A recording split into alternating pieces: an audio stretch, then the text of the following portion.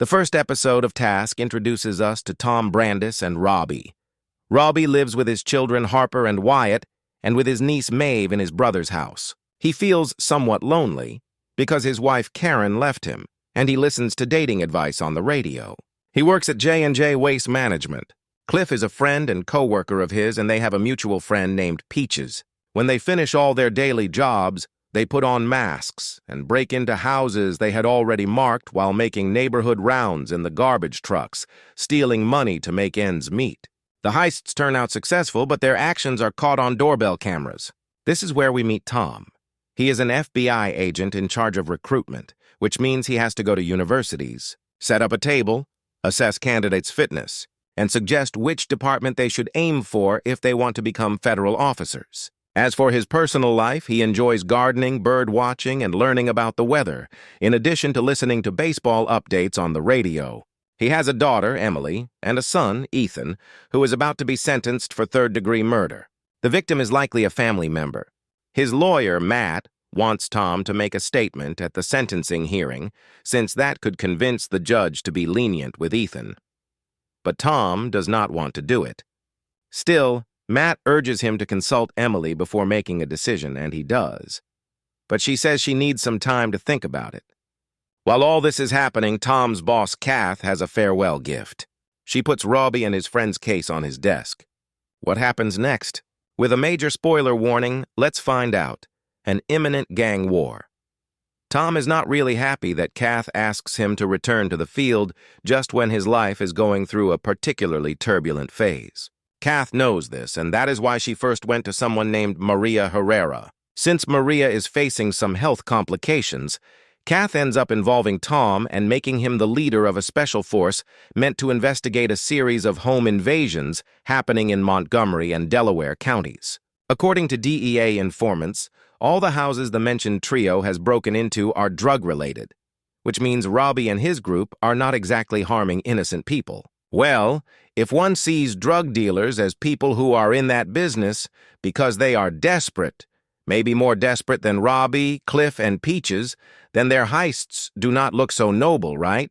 They are punching down instead of punching up, with no class solidarity. Anyway, going back to the details Kath explains, out of the 9 houses Roby and his group have broken into, 7 belong to a biker gang called the Dark Hearts. Tom is familiar with this group because he crossed paths with them when he was in the Violent Crimes Unit.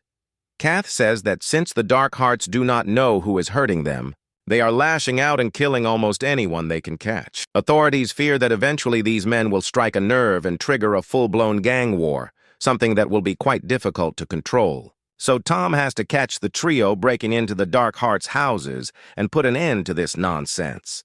Technically, everyone involved should be arrested. But I guess the FBI is looking at things from a greater evil versus lesser evil perspective.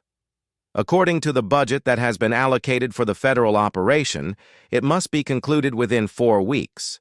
Before being confined to bed, Maria assembled the Special Task Force, State Officer Elizabeth Stover, Detective Sergeant Aaliyah Clinton, and Drug Enforcement Agent Anthony Grasso. None of them have much experience, but that is what Tom has to work with. They will have their base in a rundown safe house near Kenneth Square. And obviously Tom is not very happy about that. Kath tries to ease the discomfort of forcing him to do all this by asking about his family, but Tom does not respond and silently walks out of Kath's office. He arrives at the place designated as the task force headquarters and begins cleaning it so it does not completely repel his teammates. Afterwards, he goes to the prison where Ethan is being held to drop off a suit for his sentencing.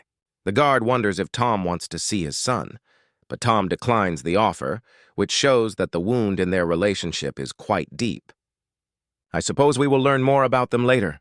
For now, the episode shifts focus to the first meeting between Tom, Elizabeth, Aaliyah, and Anthony. While Anthony and Aaliyah show a certain level of competence and discipline, Elizabeth seems like a total mess, which understandably stresses Tom out. Still, as mentioned before, he has to make do with what he has at his disposal. After that strange first meeting, Tom returns home to drink and watch birds when he is joined by his friend and pastor Danny.